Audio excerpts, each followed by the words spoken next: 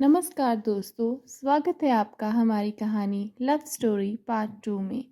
जैसे कि पार्ट 1 में आपको बताया था कि हमज़ा को शनाया से एक तरफ़ा प्यार हो गया था, लेकिन शनाया उतना ही नापसंद करती थी। हमज़ा बहुत ही ज़्यादा उत्सुक था शनाया की रोने की वजह को जानने के लिए, लेकिन शनाया कुछ नहीं बताना चाहती थी। अब कहानी का पार्ट 2 शुरू करते हैं। हमज़ा की लगातार कोशिशों के बाद भी जब शनाया कोई रिस्पॉन्स नहीं करती तो हमज़ा मन ही मन में हार मान लेता है और कॉलेज आना बंद कर देता है। दूसरी तरफ शनाया के घर की मुश्किलें और बढ़ना शुरू हो जाती हैं। एक दिन शनाया घर की पर्सनल बातों की वजह से मन ही मन में बहुत ही ज़्यादा दुखी होती है और वो किसी के साथ अपनी बातें शेयर करना चाहती है। उसका सोशल सर्कल ज़्यादा ना होने की वजह से उसको कोई भरोसे वाला पर्सन नहीं मिलता जिससे अपने मन की बात शेयर कर पाती। फिर अचानक से उसके मन में हमज़ा का ख्याल आता है, लेकिन हमज़ा कई दिनों से कॉलेज नहीं आया था। कुछ ही दिनों के बाद शनाया को हमज़ा कॉलेज के बाहर खड़ा हुआ दिखाई दिया, जिसको देख के शनाया बहुत ही खुश होती है।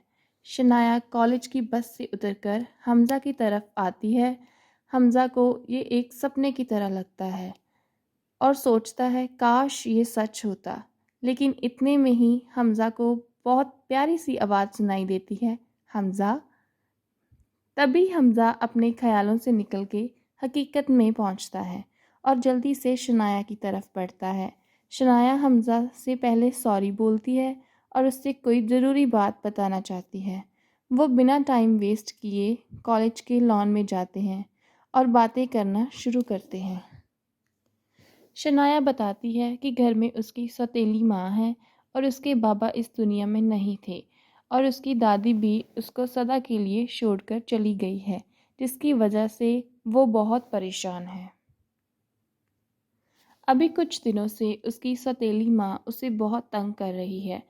इतने में ही हमज़ा ने शनाया के हाथों को देखकर आइडिया लगा लिया कि उसकी माँ उसे मारती भी है। ये सब सुन के हमज़ा दंग रह जाता है और उसको अपने साथ घर से ले जाने की जिद करता है।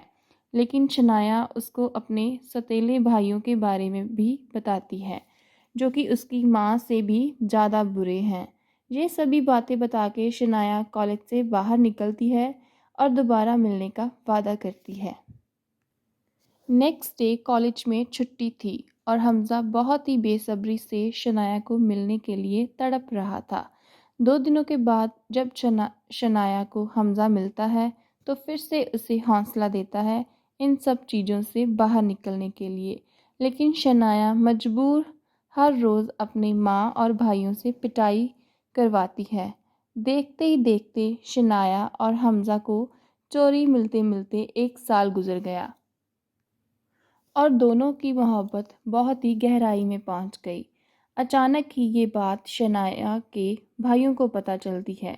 इसका रिज़ल्ट इतना बुरा होता है कि शनाया को हॉस्पिटल में एडमिट होना पड़ता है। वो शनाया को कॉलेज आने से मना कर देते हैं और घर रहने को बोलते हैं। शनाया इन बातों से बहुत ज़्यादा डर जाती है कि उसके 2 सबसे छोटे भाई भी उस घर में रहते हैं। अब सौतेली माँ का जुल्म उन छोटे बच्चों पर भी होने लगा था। दूसरी तरफ हमज़ा शनाया को मिलने के लिए तड़प रहा था।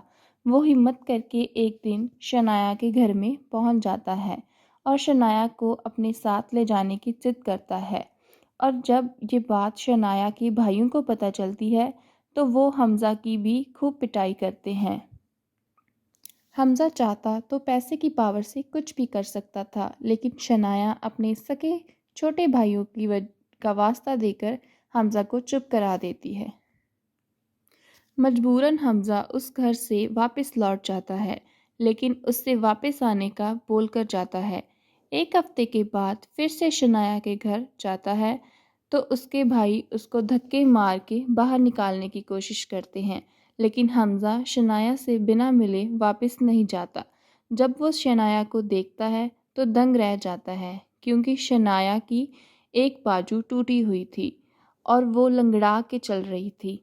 ये सब देख के हमज़ा की आंखों में पानी आ जाता है और वो उसको उसके साथ चलने के लिए बोलता है।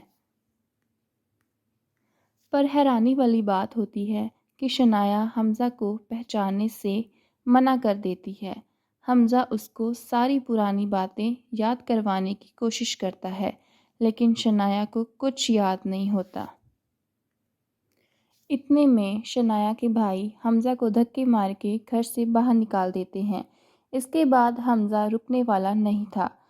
वो अपने माँ बाप से ये बात शेयर करता है और उसकी मदद करने के लिए बोलता है। माँ बाप हमज़ा की एक नहीं सुनते और उसको अपने काम से काम रखने के लिए बोलते हैं, लेकिन हमज़ा अपने मन में ठान लेता है शनाया से शादी करने के लिए और उससे जस्टिस दिलाने के लिए। वो अपने दोस्तों के साथ शनाया के घर जाता है और देखता है कि उसके घर से एक लाश उठ रही थी। ये देखकर हमज़ा दंग रह जाता है और 2 मिनट के लिए सुन्न हो जाता है। वो कांपते कांपते पैरों से अंदर जाता है और उससे पता चलता है कि शनाया के छोटे भाई की डेथ हो चुकी थी। वो शनाया से मिलने की कोशिश करता है, लेकिन शनाया बेहोश थी। हमज़ा उसके घर वालों को पुलिस की धमकी देकर घर वापस आता है। इतने में शनाया की सौतेली माँ जल्दी से उस छोटे बच्चे का अंतिम संस्कार कर देती है ताकि उन पे कोई पुलिस केस ना बने। दूसरी तरफ शनाया एक जिंदा लाश बन चुकी थी। पुलिस की मदद से हमज़ा शनाया को उस घर से अपने घर ले आता है और उसकी हालत देखकर उसे एक हॉस्पिटल में एडमिट करवा देता है। गहरा सदमा और चोट लगने की वजह से शनाया 4 महीने की ट्रीटमेंट के बाद कोमा में जा चुकी थी। हमज़ा दिन रात उस लड़की के साथ रहा, उससे बातें करता और उससे अपने प्यार का वास्ता देते हुए उसे उठने के लिए बोलता। पर शनाया की हालत बिगड़ती ही गई। हमज़ा अंदर से टूट चुका था। वो अपने आप को अकेला महसूस करने लगा। 6 महीनों की कड़ी मेहनत के बाद शनाया को होश आया। 2 घंटे शनाया से बातें करने के बाद हमज़ा उसकी मेडिसिन लेने के लिए रूम से बाहर जाता है और शनाया के लिए प्रेयर करता है। वापस आने के बाद शनाया को हाथ पकड़कर उससे माफ़ी मांग रहा था जो भी उसके साथ हुआ। इतने में ही हमज़ा शनाया की रुकती हुई सांसें फील करता है, मानो हमज़ा के पैरों के तले से ज़मीन खिसक गई हो। वो जल्दी से डॉक्टर को बुला के लाता है, लेकिन डॉक्टर उसे मरी हुई घोषित कर देते हैं। मानो ये होश सिर्फ हमज़ा को कुछ बातें बताने के लिए भगवान ने शनाया को दिया था।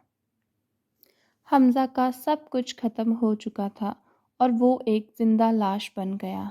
इन सब बातों का ज़िम्मेदार वो खुद को समझता है। इन सब बातों का ज़िम्मेवार वो खुद को समझता है। कुछ महीनों के बाद जब वो इस सदमे से बाहर निकलता है, तो वो शनाया के गुनहगारों को सज़ा दिलाना चाहता है। सबूत इकट्ठा करने के बाद वो कोर्ट में पेश होता है और शनाया और उसके भाई को जस्टिस दिलाता है।